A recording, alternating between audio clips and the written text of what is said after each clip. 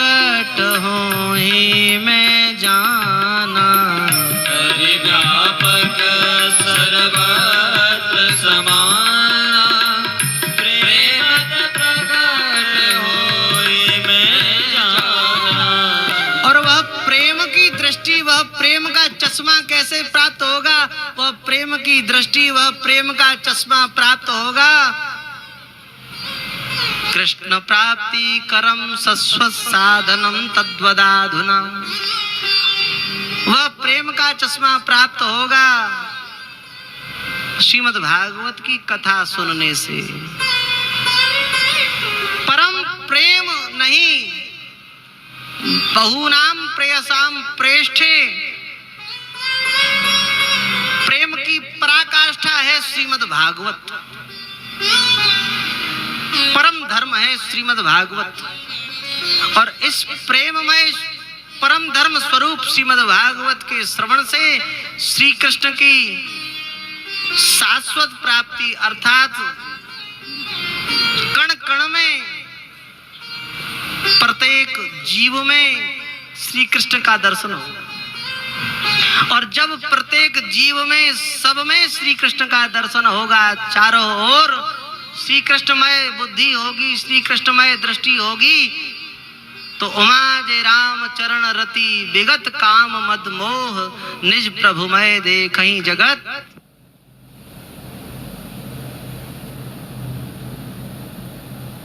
आधुना। और भगवान की दृष्टि भगवान ही सर्वत्र दिखाई दें, यह दृष्टि प्राप्त होती है श्रीमद् भागवत की कथा सुनने से। सिय राम मैं सब जग जानी, करहूं प्रणाम जोरि जुग पाणी।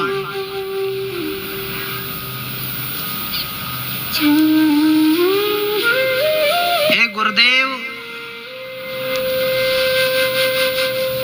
चिंतामणिर्लोक सुखम सुरद्रु स्वर्ग संपदम, प्रयच्छति गुरु प्रीतो वैकुंठम योगी दुर्लभम। हे गुरुदेव, चिंतामणि की प्राप्ति यदि जीव को हो जाए तो वह चिंतामणि लौकिक सुखों को देती है। और गुरुदेव,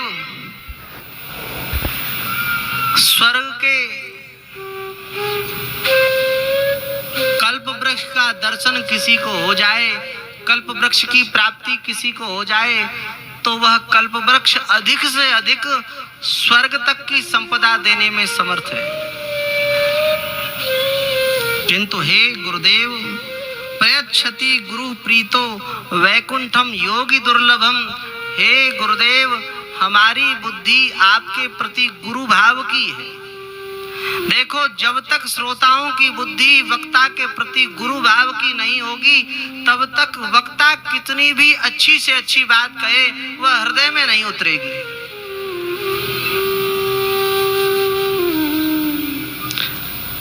वक्ता की बात हृदय में उतरने के लिए वक्ता के प्रति गुरु भाव रखना पड़ेगा।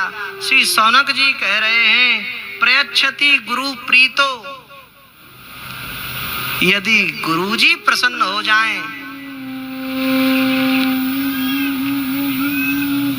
और सटीक अर्थ समझिए, यदि गुरु प्रीतो, यदि गुरुजी में प्रेम हो जाए,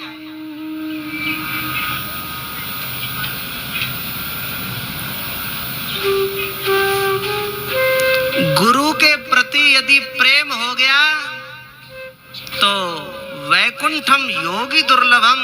जो बड़े बड़े अमलात्मा, बड़े बड़े योगियों को भी जो वैकुंठ भगवान की प्राप्ति दुर्लभ है, वह प्राप्ति हस्तामलकवत हो जाएगी। जैसे किसी के हाथ में कोई वस्तु है, आमल है, आमले का फल है, उदाहरण देते हैं आचार्य लोग, तो वह हाथ का आमला जेब में रख लें, सिर पर रख लें, अथवा किसी को दे दें, समर्थ है। ऐसे ही किसी ने गुरुजी से प्रेम कर लिया, किसी का प्रेम गुरु चरणों में हो गया, तो उसे भगवान की प्राप्ति करने के लिए कोई प्रयास करने की आवश्यकता नहीं है। नारायण गुरुदेव और भगवान में भेद नहीं है, गुरु ही नारायण है। भगवान की प्राप्ति कराने के लिए साक्षात भगवान ही गुरु के रूप में अवतार धारण करते। आचार्यां मां विजानीयात् नावमन्येत कर्हिचित् नमर्त बुद्ध्या सूयेत सर्वदेव मयो गुरुः। गुरुदेव साक्षात सर्वदेवमय है, गुरुदेव साक्षात श्री कृष्ण के स्वरूप है। जिस क्षण वह जीव गुरुदेव की शरण ग्रहण करता है, गुरुदेव उसी क्षण उसे तिलक धारण कराकर भगवान की प्राप्ति करा देते हैं। यह तिलक साक्षात भगवान का स्वरूप है। बीच में जो श्री है ना, ये श्री जी का स्वरूप है। इसीलिए हम लोग जब तिलक करते तो ये नहीं कहते तिलक कर रहे हैं, क्या कहते हैं? स्वरूप कर रहे हैं। गुरुदेव ने तिलक धारण कराया, ऊर्ध्वपुंड धारण कराया, गले में तुलसी माला धारण कराई, ये तिलक साक्षात भगवान का स्वरूप है। श्री जी विराजमान है, श्री आचार्य स्वरूप श्री लक्ष्मण जी महाराज विराजमान है, श्री भगवान राम विराजमान है। और ये जो नीचे है ना, ये आसन है, ये आसन साक्षात श्री हनुमान जी विराजमान है। और जहाँ राम जी विराजमान हो, जहाँ हनुमान जी विराजमान हो, जहाँ जानकी जी विराजमान हो, वह तो मंदिर है, मंदिर। जिस क्षण गुरुदेव की प्राप्ति हुई, जिस क्षण गुरुदेव की शरणागति ग्रहण की, उसी क्षण यह शरीर मंदिर बन गया, भगवान की प्राप्ति हो गई। साक्षात गुरुदेव भगवान। भगवान शंकराचार्य से उनके शिष्य ने पूछा, गुरुदेव गुरु कौन है? प्रश्नोत्तरी है। श्लोक के एक पाद में शिष्य गुरुदेव श्री शंकराचार्य भगवान से प्रश्न करता है, और श्लोक के दूसरे पाद में भगवान आज जगत गुरु शंकराचार्य भगवान उत्तर देते हैं। प्रश्न किया शिष्य ने प्रश्नोत्तरी में, को वा गुरु, गुरु कौन है? भगवान शंकराचार्य ने उत्तर दिया, यो हितोपदिष्टा, जो शिष्य के हित का विचार करे, ये विचार न करे कि शिष्य प्रसन्न किस में होगा। हाँ, शिष्य तो प्रसन्न इसमें होगा कि हाँ जी करें। शिष्य प्रसन्न किस में होगा? वाह भगत जी वाह, आपने तो कमाल कर दिया, तुसी ग्रेट हो जी, बहुत बढ़िया हो, आपके जैसा भक्त हमने तो संसार में नहीं देखा। बड़ाई कर दी। ले, गुरु का काम बड़ाई करने का नहीं है। गुरु का काम है शिष्य के दोषों को निकालना। घड़ा होता है ना, कबीर बाबा ने क्या कहा? गुरु कुमार शिष्य कुंभ है, गड़ गड़ काढ़े खोट। गुरु का काम गुण गिनाने का नहीं है, गुरु का काम है खोट निकालने का, बुराई निकालने का। तेरे अंदर ये बुराई ऐसे निकाल, छोड़ दे, से झूठ बोलना छोड़ दे। और गुरुजी सोचे ये चेला तो हमारा बहुत अच्छा है, लिफाफा बड़ा देता है। तो लिफाफा देखकर जिन गुरुजी की जीव थोड़ी इधर से उधर हो जाए, महाराज जी कहते वो गुरुजी नहीं है। हाँ, हरहि शिष्य धन शोक न हरहि, ते गुरु घोर नरक मह परई। वह गुरु नहीं है जो शिष्य के धन का तो हरण करता है, पर उसके शोक का हरण नहीं करता, उसके कष्ट का हरण नहीं करता, उसके जो संसार का जन्म मरण का रूप दुख है उसका हरण नहीं करता। वह गुरु नहीं है। कोवा गुरु, यो हितोपदिष्टा, जो शिष्य के हित का चिंतन करे, जो यह विचार करे कुछ भी हो, कैसे भी हो, किसी भी विधि से मेरे चेला का कल्याण हो जाए, इसे भगवान की प्राप्ति हो जाए, कैसे भी हो जाए।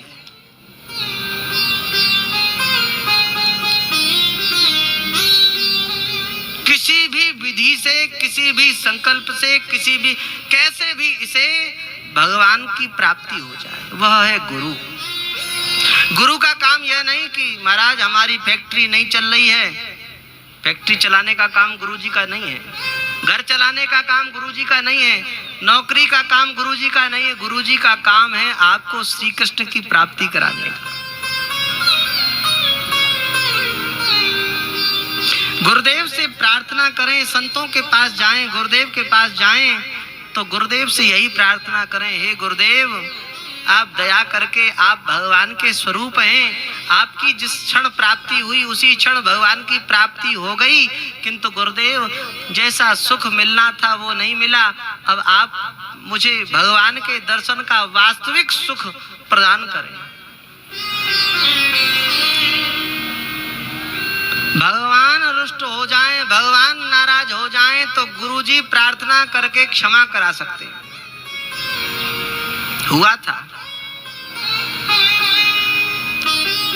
काकभूषुंडी जी ने भगवान शंकर का अपराध कर दिया, शंकर जी रुष्ट हो गए। शंकर जी ने कहा जो नहीं दंड करऊं खल तोरा, तो भ्रष्ट हो श्रुति मार्ग मोरा, और श्रापों की झड़ी लगा दी। इतने श्राप दिए भैया, हमको कहीं ज्ञात नहीं है कि इतने श्राप भगवान शंकर ने कहीं किसी को दिए हों। और काकभूषुंडी जी ने एक बार भी प्रार्थना नहीं की कि मुझे क्षमा कर दो। गुरुजी प्रार्थना कर रहे हैं अपनी ओर से, नमामि शमीशान निर्वाण रूपम विभुम व्यापकम ब्रह्म वेद स्वरूपम। और जब गुरुजी ने प्रार्थना की तो भोले बाबा इतने प्रसन्न हुए, इतने प्रसन्न हुए कि वरदानों की झड़ी लगा दी। इतने वरदान भगवान शंकर ने किसी को दिए हों ये भी इतिहास हमने कभी नहीं सुना, कहीं पढ़ाई नहीं। इतने वरदान काकभूषुंडी जी को दिए, इतने वरदान किसी को नहीं दिए। और काकभूषुंडी जी अगले जन्म में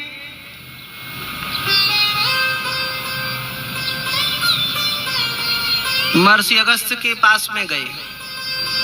महर्षि अगस्त्य भगवान से भगवान की कथा सुनने का प्रयास किया, किंतु अगस्त्य भगवान ने ज्ञान का उपदेश किया तो स्वपच हो पक्षी चांडाला, कौआ बन गए। पर कौआ बनने के बाद हजारों लाखों करोड़ों युग बीतने के बाद, हजारों लाखों करोड़ों योनियां बीतने के बाद भी काकभूषुंडी जी के हृदय में भगवान का दर्शन करने के बाद भी, भगवान की लीला में सम्मिलित होने के बाद भी एक दुख है आचार्य जी, एक दुख श्री काकभूषुंडी जी के हृदय में है। क्या दुख है? गुरु जी का स्वभाव कैसा स्वभाव था। एक सूल मोय बेसर नकाव। इतना दर्शन, भगवान का दर्शन कर रहे हैं, साक्षात श्री रामचंद्र बाल क्रीड़ा कर रहे हैं। भगवान शंकर भी जिनसे कथा सुनने आते हैं, पक्षीराज गरुड़ जिनके चरणों में बैठकर कथा सुन रहे हैं, वे काकभूषुंडी जी महाराज कह रहे हैं युग युगांतर का अंतर हो गया, जन्म जन्मांतर का अंतर हो गया, पर मेरे हृदय का एक सूल आज तक नहीं निकला। क्या हृदय का सूल है? एक सूल मोहे बेसर न काहू, एक सूल मोहे बेसर न काहू, एक सूल मोहे बेसर न काहू, एक सूल मोहे बेसर न काहू। गुरु कर कोमल शील स्वभाव, गुरु कर कोमल शील स्वभाव, एक सूल मोहे बिसर न काहू। एक सूल मोहे बिसर न काहू। इतना बड़ा युग युगांतर का अंतर होने के बाद भी काकभूषुंडी जी के हृदय में एक सूल चुभा हुआ है। वह सूल चुभा है कि गुरु आयौ अभिमान ते उठ नहीं कीन प्रणाम। मैंने गुरुजी का अपराध पर अपराध किया, पर गुरुजी ने एक बार भी मेरी ओर कुदृष्टि नहीं की, एक बार भी गुरुदेव रुष्ट नहीं हुए। पर भगवान रुष्ट हो गए, भगवान रुष्ट हो गए, गुरुदेव ने प्रसन्न कर लिया। पर गुरुदेव रुष्ट हो जाएंगे तो मैं किसकी शरण में जाऊंगा, कहां जाऊंगा?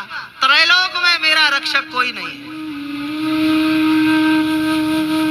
राखे गुरु जो कोप विधाता, गुरु विरोध नहीं को सुर त्राता।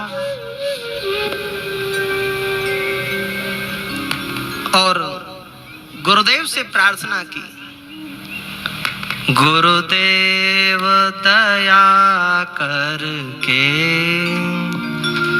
मुझको अपना लेना। गुरुदेव दया करके मुझको अपना लेना।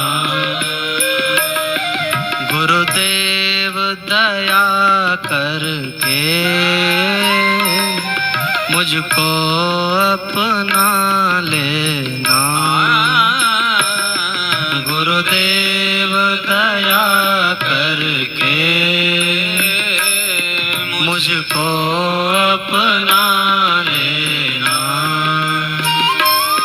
मैं शरण पड़ा तेरी चरणों में जगह देना।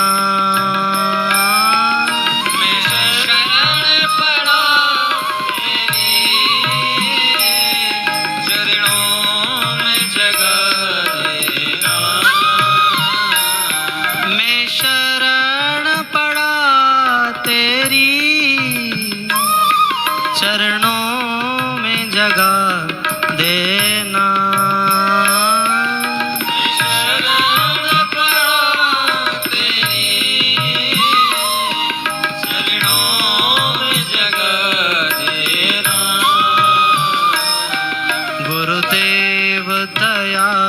करके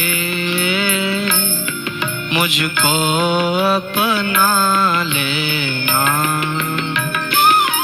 गुरुदेव दया करके मुझको अपना लेना। हे गुरुदेव भगवान, आप दया करो। गुरुदेव, मैं आपकी कृपा का अधिकारी तो नहीं हूं, पर आप दया के सागर हैं।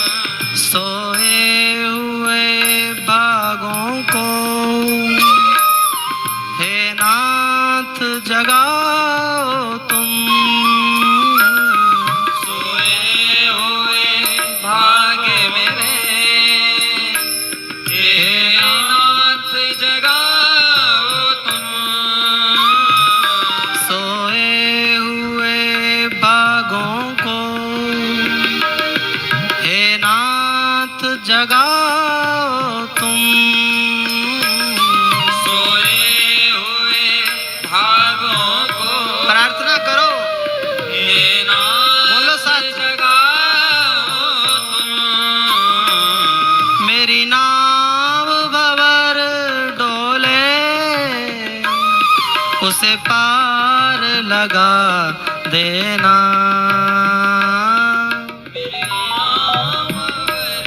डोले उसे पार लगा देना।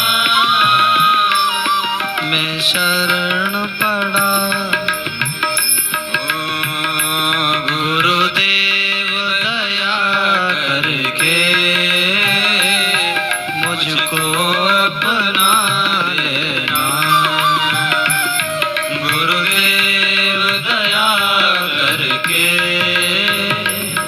मुझको अपना लेना। मैं शरण पड़ा तेरी चरणों में जगह देना। शरण पड़ा तेरी चरणों में जगह देना। गुरुदेव दया करके मुझको अपना लेना। गुरुदेव दया करके मुझको अपना लेना।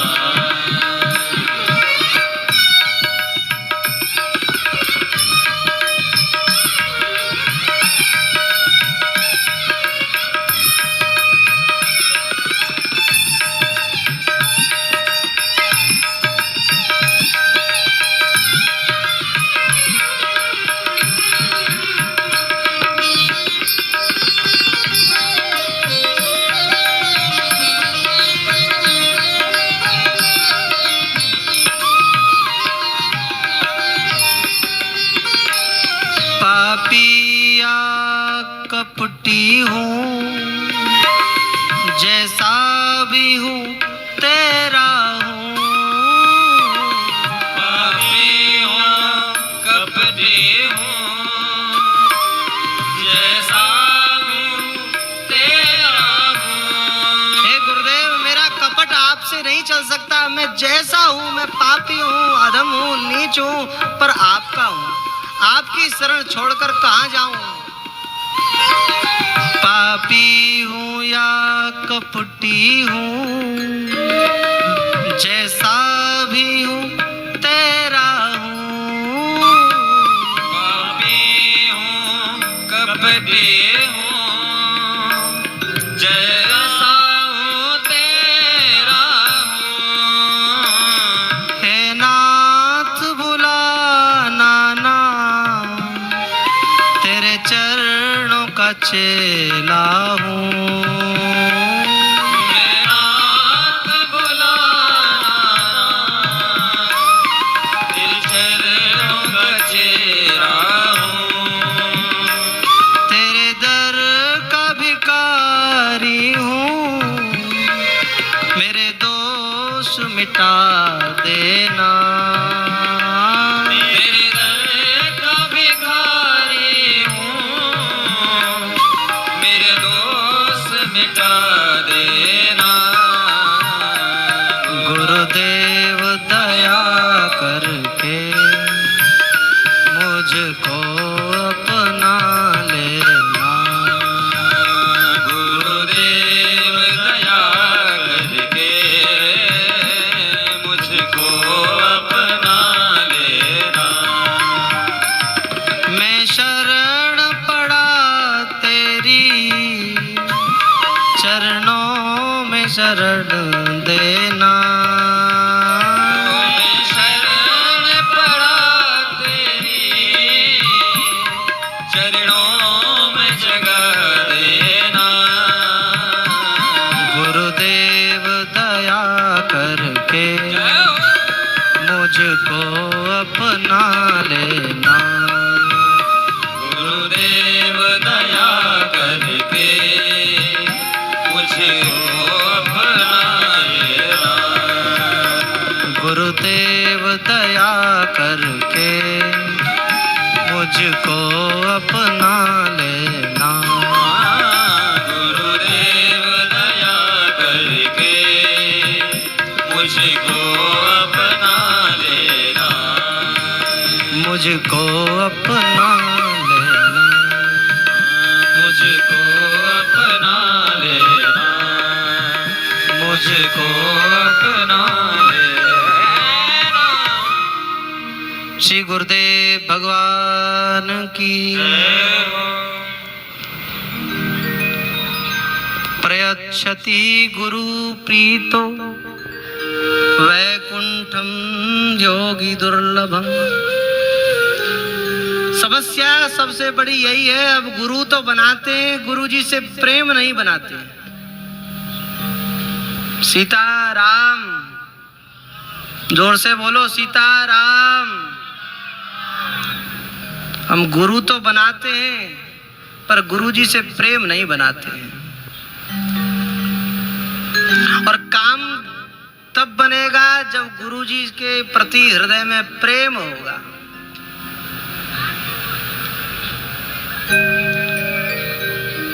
श्री सूत जी महाराज ने जब सौनकादिक 88,000 ऋषियों की यह प्रार्थना सुनी तो श्री सूत जी महाराज ने कहा, हे ऋषियों, आपकी प्रार्थना पर मैं आपको कथा का सार सुनाऊंगा, कथा सुनाऊंगा, पर मेरी एक शर्त है, मेरी दक्षिणा है, वो बहुत भारी दक्षिणा है, वो देनी पड़ेगी। हाँ, पहले दक्षिणा देनी पड़ेगी फिर कथा सुनाऊंगा। श्री सूत जी महाराज से सौनकादिक ऋषियों ने कहा, गुरुदेव आपको क्या दक्षिणा दें, क्या दक्षिणा चाहिए? सूत जी महाराज ने कहा, हे सौनक जी, मैं आपको भगवान की मंगलमयी कथा श्रवण कराऊंगा। भक्त्योग वर्धनम यच्च कृष्ण संतोष हेतुकम तदहम ते विधास्यामि, किंतु दक्षिणा देनी पड़ेगी क्या? सावधान त्वया शृणु, सावधान त्वया शृणु, सुनना सावधानी से पड़ेगा। ऐसे काम नहीं चलेगा कि हम कथा सुनाते रहें और आप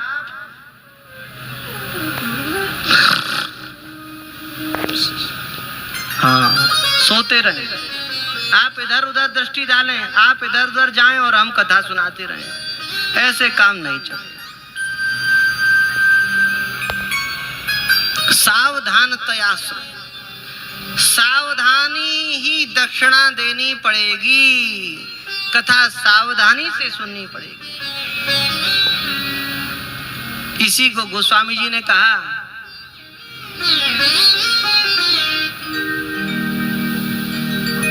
देखो कथावाचक जो होते हैं, कथा कहते हैं, कहाँ बैठकर कहते हैं? चौकी पर बैठकर। तो जो चौकी पर बैठाया गया है वो चौकीदार है। चौकीदार का काम है सावधान करने का, इसलिए सावधान। जही गावे यही चरित संभारे, सोई यही ताल चतुर रखवारे। और जहां कहने वाले वक्ताओं ने असावधानी कर दी, वही कथा सारम ततो गतः, वही कथा का तत्व चला गया। कथा के वक्ताओं ने जब श्रोताओं के मुख को देखकर कथा कहना प्रारंभ कर दिया, चाटुकारिता पूर्ण कथा कहना प्रारंभ कर दिया, तो कथा का सार चला गया, कथा का तत्व चला गया। इसलिए वक्ता के लिए कहा है सावधानी पूर्वक कथा कहे और श्रोता सावधानी पूर्वक कथा सुने। श्रोता वक्ता ज्ञान निधि कथा राम के गूढ़ कथाएं हैं। इन्हें समझने के लिए बुद्धि की स्थिरता चाहिए। भगवान की प्राप्ति के लिए सबसे पहली बात है जितासनो। अरे भाई, भजन करोगे, हवन करोगे, जप करोगे, तप करोगे, कछु करोगे तो बैठ के ही करोगे। और जिसका आसन ही नहीं जीता है जिसने, वो कभी ऐसे करेगा, कभी ऐसे करेगा, कभी ये करेगा, कभी ये करेगा। हमारे गुरुदेव भगवान का जिन्होंने दर्शन किया, ये बेटियां बैठी हैं, इन बेटियों ने हमारे गुरुदेव भगवान की खूब कृपा प्राप्त की। ये लाला बैठा है, इसने भी गुरुदेव भगवान की खूब कृपा प्राप्त की। हमारे गुरुदेव भगवान ऐसे श्रोता पछाड़ वक्ता थे कि आसन लग गया तो 12 घंटे एक आसन से बैठकर, 14 घंटे एक आसन से बैठकर श्रीमद् भागवत की कथा कही है। अनेकों श्रोता इस क्षेत्र के जानते हैं जिन्होंने कथा सुनी।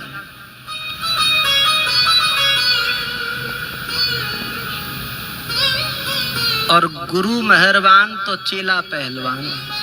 हाँ, अब माँ पे गाय, पिता पर घोड़ा, अधिक नहीं तो थोड़ा थोड़ा। अब गुरुजी 12 घंटे कथा कह सकते हैं तो गुरुजी का चेला कम से कम 6 घंटा तो कह ही देगा। हाँ। 6 नहीं, 8 घंटा, 10 घंटा, 15 घंटा आप बैठे रहो, हम सुनाते रहेंगे, पर आप सुनो तो सही सावधानी पूर्वक। पिलाने वाला पिलाने को तैयार है, पीने वाला पिए तो सही। कल यही बात हमने, परसों यही बात हमने रैदास जी के चरित्र में कही। रैदास जी महाराज पिलाने को तैयार हैं भगवान का प्रेमामृत, किंतु गोरखनाथ जी ने नहीं पिया। और बाद में जब उस प्रेमामृत का ज्ञान हुआ तब आए लौटकर पीने के लिए। गोरखनाथ जी रैदास जी महाराज के पास आए। गोरखनाथ जी ने कहा, रैदास जी पानी पिला दो। और रैदास जी उस समय मानसी सेवा कर रहे थे भगवान की। स्नान कराया तो कठौते में जो जल था वो जल दे दिया, उनके खप्पर में भर दिया। यद्यपि कठौते में गंगा जल था और कठौते में चमड़ा नहीं गलाया था, पर फिर भी गोरखनाथ जी ने विचार किया। गोरखनाथ जी ने सोचा ये चमड़ा गलाने वाला चमड़े का जल हमको दे दिया। ले गए उस जल को, फेंका तो नहीं क्योंकि रैदास जी की सिद्धि जानते हैं। और कबीर जी के यहाँ पहुंच गए। और कबीर जी के यहाँ कबीर जी की मानसी बेटी है कमाली। कमाली ने वह जल पी लिया। दादाजी ये खप्पर का जल मैं पी लूं? बेटी पी ले। कबीर जी की मानसी बेटी कमाली ने वह जल पी लिया। और कालांतर में उस बेटी कमाली का विवाह मुल्तान देश में हो गया। अखंड भारत में मुल्तान देश अखंड भारत का ही हिस्सा था। और श्री गोरखनाथ जी अपने नाथ संप्रदाय का प्रचार करते हुए मुल्तान पहुंचे और उन्होंने शर्त रखी कि जो व्यक्ति मेरे खप्पर को भर देगा उसके घर में भोजन प्रसादी ग्रहण करूंगा। और गोरखनाथ जी सिद्धि से खप्पर था, कोई भर नहीं पाया। बड़े बड़े राजा महाराजा सेठ साहूकार फेल हो गए। कमाली को पता चला कि गोरखनाथ जी आए हैं। अपने पति से कहा, बाबा को बुला लाओ, मैं भोजन कराऊंगी। उसके पति ने कहा, जानती नहीं? अरे अरे बड़े बड़े राजा महाराजा सेठ साहूकार फेल हो गए, कैसे? आप लेकर आओ, मैं कराऊंगी भोजन। और गोरखनाथ जी महाराज को बुलाया। गोरखनाथ जी महाराज से कहा, महाराज बैठकर प्रसाद पाओ। गोरखनाथ जी ने कहा, मेरी प्रतिज्ञा पता है ना? हाँ महाराज पता है, पहले बैठो तो सही। भगवान को भोग लगाया है, अभी बैठो कीर्तन करो। भोग की थाली आई। भोग की थाली में सब व्यंजन रखे हुए हैं। उसमें से एक चम्मच चावल निकाला, भात निकाला। भात को हमारे साधुओं में महाप्रसाद कहते हैं। एक चम्मच महाप्रसाद निकाला और वो गोरखनाथ जी के खप्पर में डाल दिया। और डालते ही खप्पर भर गया, खप्पर में से बाहर निकलने लगा। गोरखनाथ जी ने कहा, बेटी तुम कौन हो और इतनी सिद्धि तुम्हें कैसे प्राप्त हुई? कमाली ने कहा, बाबा मैं कमाली हूं, कबीर जी महाराज की बेटी। और ये सब कमाल जो है, ये चमत्कार जो है, ये सब आप जो वो जल लेकर आए थे ना संत रैदास जी महाराज के यहाँ से, उस जल का प्रताप है, उस जल की महिमा है। आज मुझे समस्त सिद्धियां प्राप्त हो गई हैं, आज मुझे समस्त सृष्टि में भगवान का दर्शन होता है, आत्म तत्व का बोध हो गया। बस गुरु गोरखनाथ जी ने जैसे ही यह श्रवण किया, अंतर ध्यान हुए सिद्धियों के द्वारा और काशी में प्रकट हो गए। और काशी में रैदास जी महाराज के सामने प्रकट होकर हाथ फैला दिया, रैदास जी जल पिला दो, पुनः वही जल पिला दो जो पहले पिला रहे थे।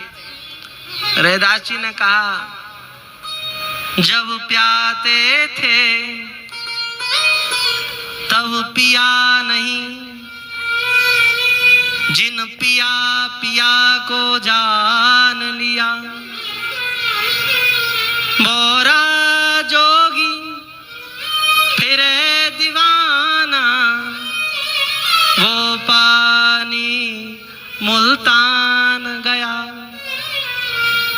अरे गोरखनाथ जी, आप फेल हो गए। जब प्या रहे थे तब नहीं पिया, वो पानी तो मुल्तान चला गया। अब नहीं, अब तो इसमें वास्तव में ही चमड़े का पानी है, अब इसमें वो नहीं है, प्रेम जल नहीं है। भैया अच्छे वक्ता की भगवान की कृपा से प्राप्ति होती है। यदि जीवन में अच्छा वक्ता प्राप्त हो तो सावधानतया सुनो, सावधानी पूर्वक भगवान की कथा सुनो। प्रमादेन हतम श्रुतम, प्रमाद के द्वारा जो कुछ भी सुना जाता है वह सब न सुने के ही बराबर है। जय सिया राम। सब बेकार है, समय और धन दोनों की बर्बादी है।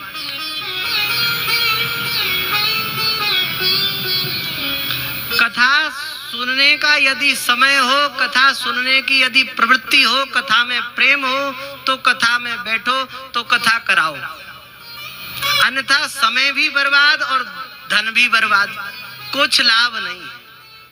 प्रमादेन हतम श्रुतम। और वही श्री सूत जी महाराज ने कहा, तदहं ते विधास्यामि सावधानतया शृणु। सावधानी पूर्वक सुनो। देखो, इस समस्त संसार को सर्प के डसने से भय है। समस्त संसार की मृत्यु सर्प से के डसने से ही होगी। राजा परीक्षित के लिए भागवत की कथा नहीं है, हमारे लिए है। राजा परीक्षित का शरीर भी सर्प के द्वारा डसने वाला है, सर्प के द्वारा मरने का श्राप है, और हमें भी सर्प के द्वारा मरने का श्राप है। राजा परीक्षित को जो सर्प का भय है, जिस सर्प का श्राप है, उस सर्प का नाम है तक्षक। और हमें जिस सर्प का भय है वो सर्प है काल रूपी सर्प। उस काल रूपी सर्प ने हमें अपनी जकड़ में जकड़ लिया है। सर्प कुंडली मारकर पकड़ लेता है ना, ऐसे उस काल रूपी सर्प ने हमें जकड़ लिया है, पकड़ लिया है, और बस अब ग्रसना ही चाहता है।